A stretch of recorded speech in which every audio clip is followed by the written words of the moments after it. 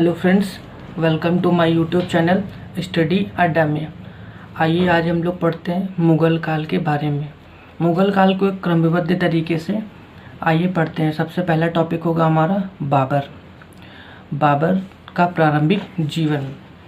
सबसे पहले हम लोग जानेंगे मुग़ल काल के बारे में, बाबर के प्रारंभिक जीवन के बारे में। तो सबसे पहले बाबर का जन्म कब हुआ? 14 फरवरी 1483। कहाँ पर? फरगना घाटी आज के टाइम पे, प्रेजेंट टाइम में देखा जाए तो कहाँ पे? उज्बेकिस्तान में। फिर इनका निधन कब हुआ? 26 दिसंबर 1530 में। कब हुआ? 26 दिसंबर 1530। कहाँ पर? आगरा में।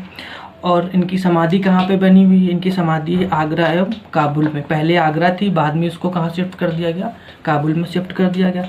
पिता उमर शेख मिर्ज़ा नाम था, माता कुतलुक निगार खानन इनका माता का नाम था। फिर बाबर का उत्तराधिकारी कौन था? बाबर का उत्तराधिकारी उसका बड़ा बेटा हुमायूं था। तो इसके 4 बेटे, उत्तराधिकारी इसने किसको बनाया था? अपने बड़े पुत्र हुमायूं को। और इसकी टोटल कार्यकाल की टोटल उम्र इसकी कितनी थी? 47 वर्ष की थी। तो हम लोग सबसे पहले जानते हैं मुग़ल काल के बारे में। मुग़ल काल क्या था? 1526 ईस्वी से लेकर 1530 तक बाबर का जो कार्यकाल था। बाबर का कार्यकाल कब से शुरू होता है? 1526 से लेकर 1530 में। इसने सबसे पहले कबीले का था जिसका नाम था चतगायू कबीला। बाबर का पूरा नाम जहीरुद्दीन मोहम्मद बाबर था और वह पिता की वंश के तैमूर वंश के 5वें वंशज थे। अपने पिता की तरफ से तैमूर वंश के 5वें वंशज थे। और माता की वंश की तरफ से देखें तो वो चंगेज़ खां के 14वां वंशज थे। कौन से थे? माता की तरफ से वो 14वें वंशज थे और पिता की तरफ से वो कौन से थे? 5वें वंशज थे। इस प्रकार अगर देखा जाए तो उनके अंदर जो रक्त एक टाइप का था कि वो दोनों ही सूरवीर थे। उनके पिता भी और उनकी माता दोनों ही क्या थे? सूरवीर थे। और उनके पिता का नाम उमर शेख मिर्ज़ा था, ये आपको हमने पहले ही बता दिया। उमर शेख मिर्ज़ा जो थे अपने छोटे से राज्य से असंतुष्ट रहते थे, क्योंकि राज्य क्या था? उनका बढ़ नहीं पा रहा था।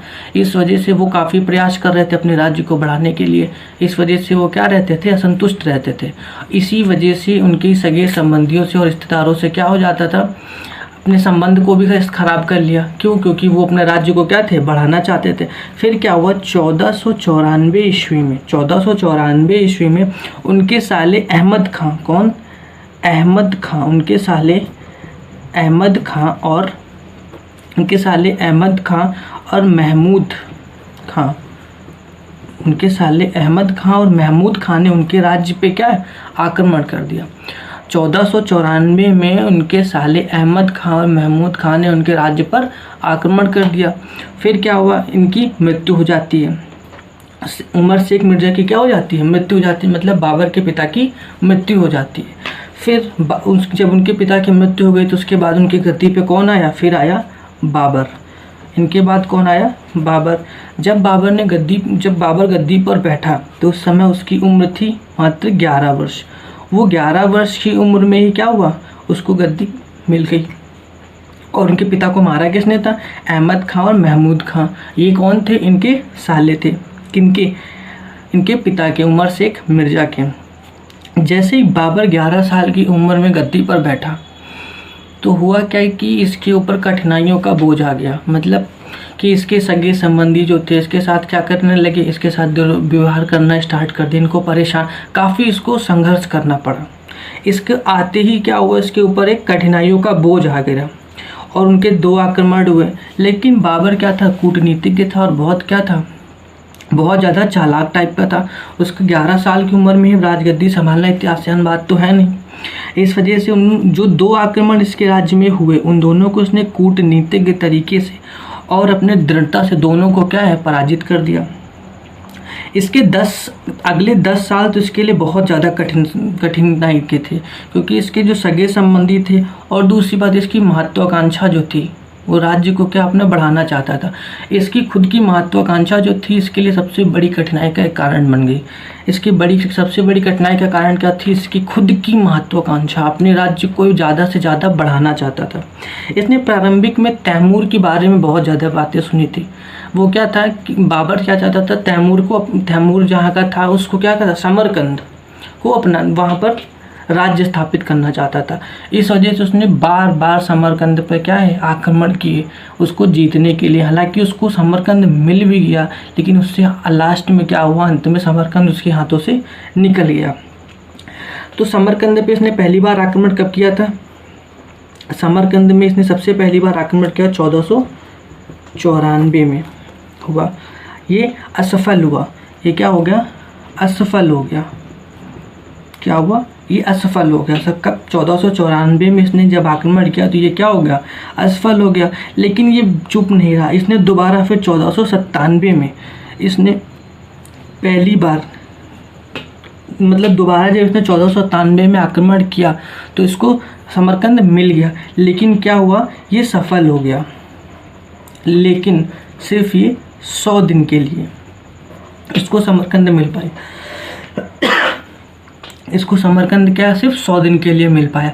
फिर उसके बाद इसके हाथ से समरकंद निकल गया। फिर इसने 1511 फिर ये चुप नहीं बैठा, क्योंकि इसने तैमूर के बारे में बहुत सुना हुआ था, उसकी विजेताओं के बारे में, उसकी विजयों के बारे में उसने बहुत सुना था। इसी वजह से क्या था, समरकंद को अपनाना चाहता था। फिर ये चुप नहीं रहा, इसने 1501 ईस्वी में इसने फिर से समरकंद पर आक्रमण किया और फिर ये सफल हुआ। लेकिन फिर सिर्फ ये 8 माह के लिए ही समरकंद को अपने अधीन कर पाया। इसके बाद क्या, समरकंद इसके हाथ से फिर निकल गया।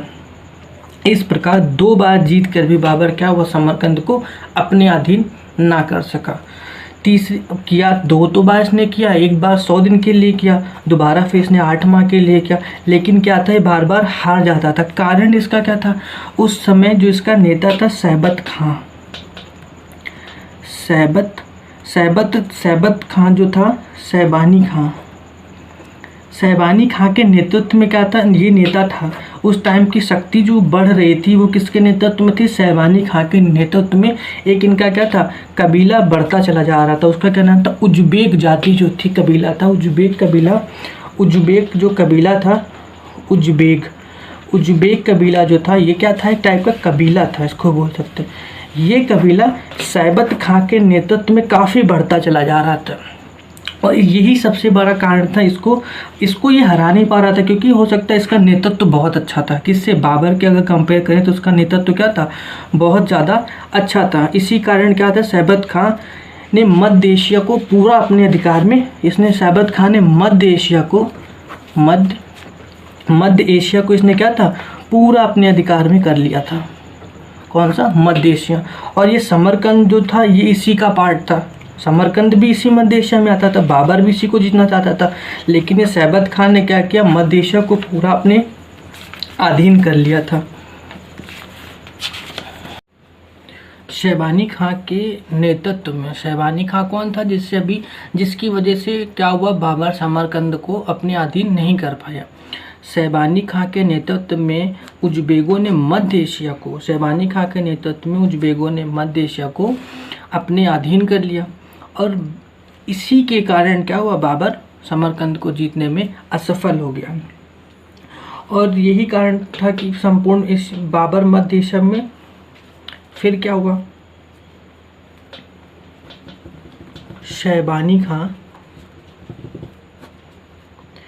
शैबानी खां के नेतृत्व में उठती हुई उज्बेक जाति जो थी, उसी की वजह से तो था कि बाबर जो था समरकंद को अपने कब्जे में नहीं कर पाया। यही कारण था कि बाबर जो मध्य एशिया की राजनीति में असफल हो गया। बाबर का मध्य एशिया की राजनीति में सफलता जो उसको नहीं मिल पाई, इसका कारण क्या था, उज्बेगों ने मध्य एशिया में क्या अपना अधिकार कर लिया। यही कारण था कि बाबर जो था वो मध्य एशिया में असफल हो गया। उसकी राजनीति जो थी वो मध्य एशिया में असफल रहा। क्या रहा, असफल हो गया। क्यों हुआ, इसका रीज़न आपको बता ही दिया कि जो उज्बेक थे, ये जो जाति थी वो बहुत तेज़ी से बढ़ती जा रही थी। क्यों, इसका नेतृत्व कौन कर रहा था, शैबानी खां। इसी वजह इसने पूरे मध्य एशिया को क्या था, अपने अधीन कर लिया। और जो बाबर था, इसी की शक्ति की वजह से क्या हुआ, इसके हाथ से समरकंद भी निकल गया और ये जो मध्य एशिया की राजनीति थी इसमें असफल भी हो गया। इसको असफलता किसकी वजह से मिली, इसी की वजह से मिली।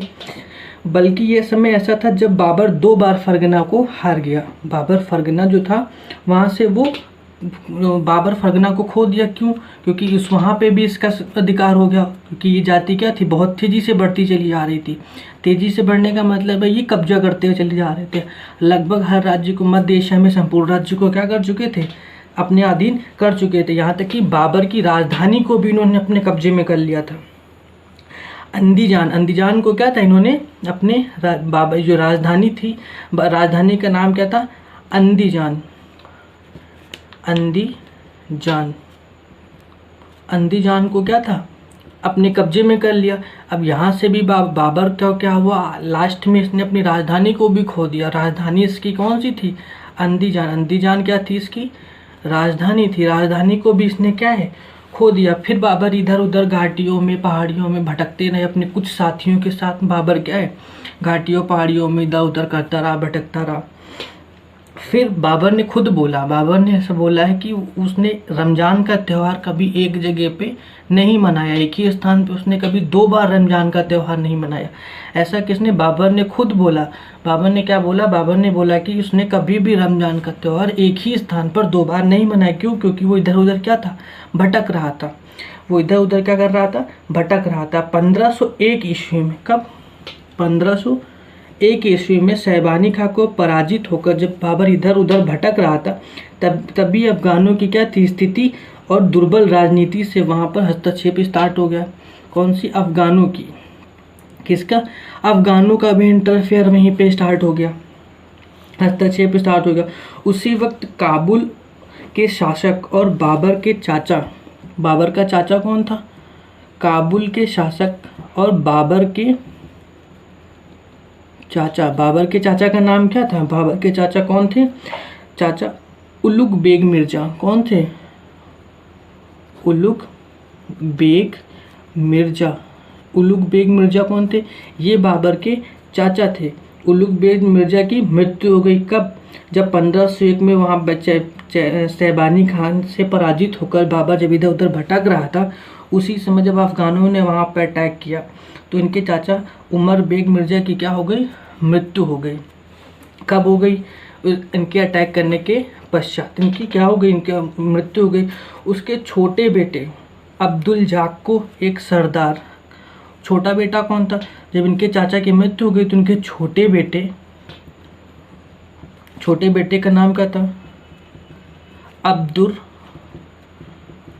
जजाक।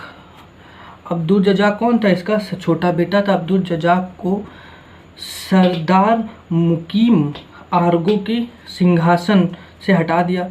सरदार क्या थे, मुकीम ने सिंहासन से हटा दिया। छोटे बेटे को, अब्दुल जजाक के छोटे बेटे को सिंहासन से किसने हटा दिया, एक सरदार था, सरदार इसका नाम क्या था, मुकीम, सरदार मुकीम आरगो। सरदार मुकीम आरगो ने क्या है, इनके पुत्र, छोटे पुत्र को इनके सिंहासन से हटा दिया और उसकी बहन से क्या है, विवाह कर लिया। किसकी, इसकी की छोटी बहन से क्या हुआ, इसने विवाह कर लिया।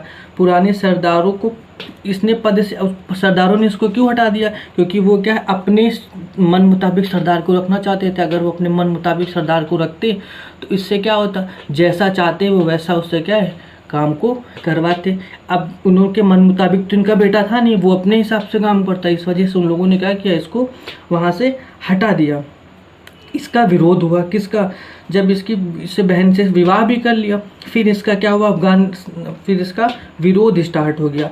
और बाबर ने इसी चीज़ का लाभ उठाया। कब, 1504 ईस्वी में बाबर ने क्या हुआ, इसका लाभ उठाया। तो इसने क्या किया, बाबर ने क्या किया, काबुल पर आक्रमण कर दिया। कहाँ पर आक्रमण कर दिया, काबुल पर आक्रमण किया। बिना किसी महत्वपूर्ण विरोध के काबुल और गजनी दोनों का अधिकार उसको प्राप्त हो गया। काबुल और गजनी, काबुल और क्या, गजनी दोनों जगह ये एक बड़े राज्य थे। ये क्या थे, एक बड़े राज्य के हिस्सा थे। काबुल और गजनी दोनों ये क्या थे, एक बहुत बड़े बड़े दोनों राज्य थे। अब ये दोनों इसके हिस्से में आ गए, काबुल और ये गजनी दोनों क्या हुआ है, काबुल दोनों क्या हुआ, ये किसकी अंडर में आ गया, किसकी, बाबर के अंडर में, दोनों ही राज्य आ गए। अब इसका भूक्षेत्र क्या हो गया, जो थोड़ा छोटा था अब वो क्या हुआ, अत्यधिक फैल गया, बहुत ज़्यादा क्या हुआ, अब इसका फैल गया तथा बाबर का क्या हो, राज्य भी विस्तार होता चला गया। काबुल की शक्ति फिर 1507 में क्या हुआ, इसको बादशाह की पदवी ग्रहण की। जब इसने 11 वर्ष की आयु में जब इस गद्दी पर बैठा, ये सिर्फ गद्दी पर बैठा था, इसको कोई पदवी नहीं मिली थी। लेकिन बाद में क्या हुआ, काबुल को और इसको गजनी को जीतने के बाद 1507 में इसको किस चीज़ की पदवी मिली, बादशाह की। ये बादशाह कब कहलाया, 1507 में। 1507 में क्या है, इसको बादशाह की पदवी मिली। कब, काबुल को और गजनी को जीतने के बाद 1507 में क्या है, इसको बादशाह की भी पदवी मिल गई। काबुल का शासक होने के पश्चात भी इसने समरकंद को जीतने की लालसा नहीं छोड़ी। काबुल का तो शासक था ही, साथ गजनी भी इसको मिल गया, लेकिन तब भी क्या है, ये समरकंद को नहीं जीतने की लालसा इसकी क्या थी, बार बार थी। ये हर बार समरकंद को क्या है, जीतना चाह रहा था। क्यों, क्योंकि इसके हाथ से समरकंद जीत के निकल गया, इस वजह से बार बार क्या चाह रहा था कि समरकंद को वो जीते। फिर 1510 ईस्वी में मरवे के युद्ध, कहाँ पे युद्ध हुआ, मर्व के युद्ध में ईरान, कहाँ पर कौन सा युद्ध हुआ था, मर्व का युद्ध। मर्व के युद्ध में ईरान के शासक कौन थे, शाह इस्माइल से जब ये लड़ाई कर रहा था, जिस वक्त इसका क्या था, मरवी के युद्ध में जब ये लड़ाई कर रहा था, उस वक्त इसको क्या एक समाचार मिला। समाचार इसको क्या मिला कि सैबानी खां जो था, सैबानी खां की मृत्यु हो गई। क्या हुआ, वो हार गया और उसकी क्या हो गई है, मृत्यु हो गई है। सैबानी खां क्या है, हार गया और उसकी क्या हो गई है, मृत्यु भी हो गई है। ये इसको समाचार बहुत अच्छा भी लगा सुन के।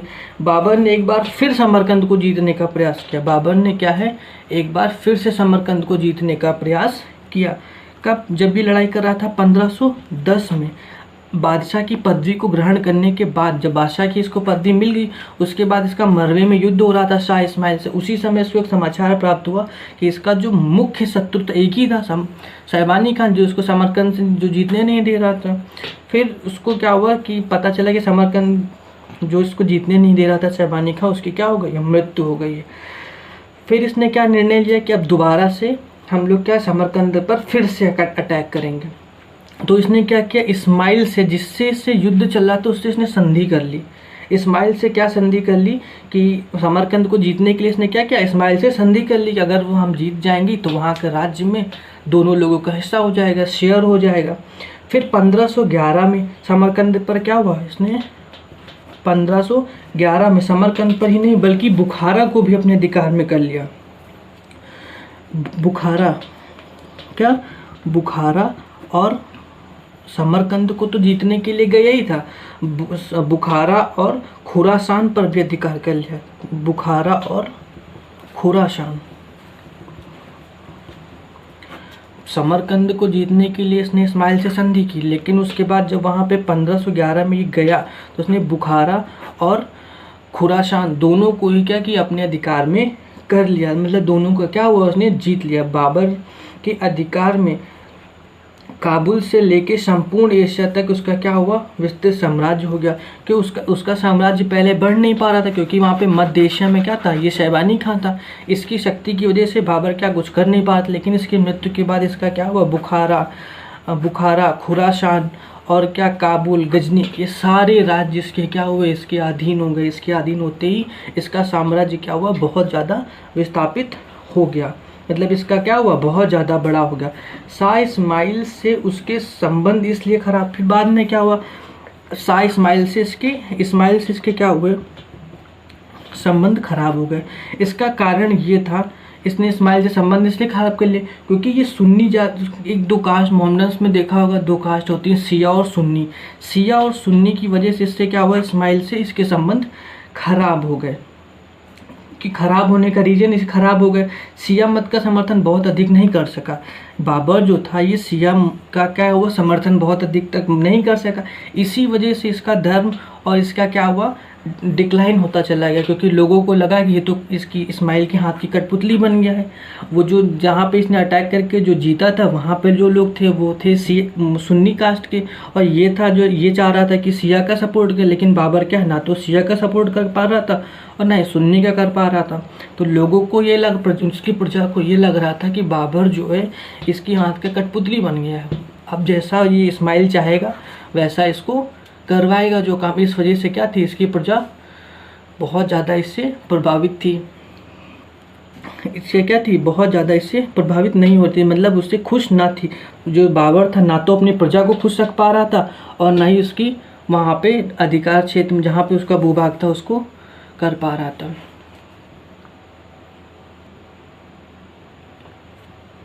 ताशकंद से लेकर काबुल तक का पार्ट मध्य एशिया का भाग किसके पास आ गया। ताशकंद से लेकर काबुल तक का मध्य एशिया भाग किसके अंदर में आ गया, बाबर को मिल गया था। ताशकंद से लेकर इसने काबुल तक का पूरा पार्ट क्या था, इसके मध्य एशिया में आ गया। फिर उज्बेकों ने समरकंद पर आक्रमण किया।